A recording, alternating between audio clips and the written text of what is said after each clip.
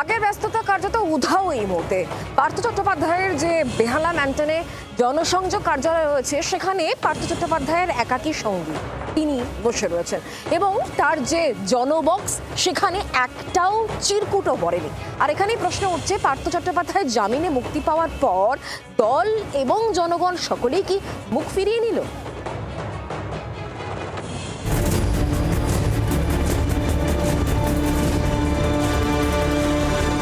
একসময় এই অফিস গম গম করত, সকাল থেকে রাত পর্যন্ত একেবারে হট্টবন্দি।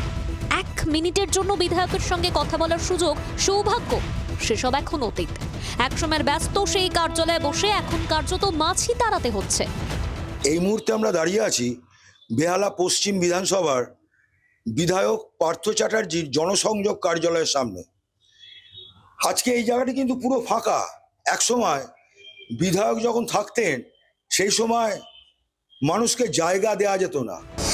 একসময় রাজ্যের শাসক দলের মহাসচিব, আবার মন্ত্রী, তারপর শিক্ষক নিয়োগ দুর্নীতির অভিযোগে গ্রেফতার হয়ে 3 বছর শ্রীঘরে।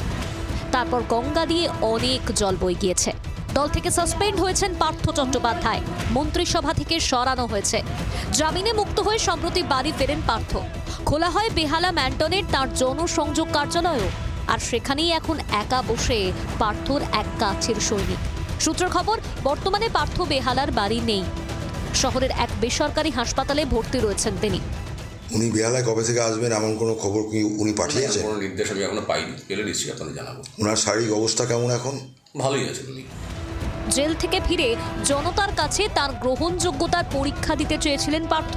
কার্যালয়ের একপাশে রাখা সেই জনবাক্স, কিন্তু তাতে জনতার একটা চিরকুটও জমা পড়েনি। গত 26 নভেম্বর পর্যন্ত জনবক্সে কোনো অভিযোগ জমা পড়েনি বা কোনো কেউ অভিযোগ জানাননি। বিধানসভা বেহালা পশ্চিম কেন্দ্রের নাগরিকদের কাছে বিধায়ক ছিল কৃতজ্ঞ। আপনাদের সকলকে ধন্যবাদ, শুভেচ্ছা জানিয়েছেন বেহালা পশ্চিম বিধানসভা কেন্দ্রের বিধায়ক ভট্টাচার্য।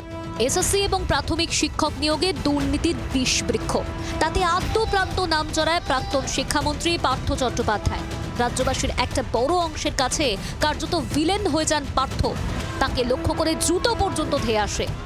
দলও তাকে নিয়ে বিন্দু মাত্র উচ্চবাচ্য করেনি। 3 বছর জেল খেটে এলেও পরিবেশ পরিস্থিতি যে তার সঙ্গে নেই তা হাড়ে হাড়ে টের পাচ্ছেন পার্থ চট্টোপাধ্যায়। এরপর কি আর নিজের অফিসে আসার সৎসাহস দেখাবেন তিনি? সন্দীপ প্রামাণিকের রিপোর্ট, জি 24 ঘন্টা।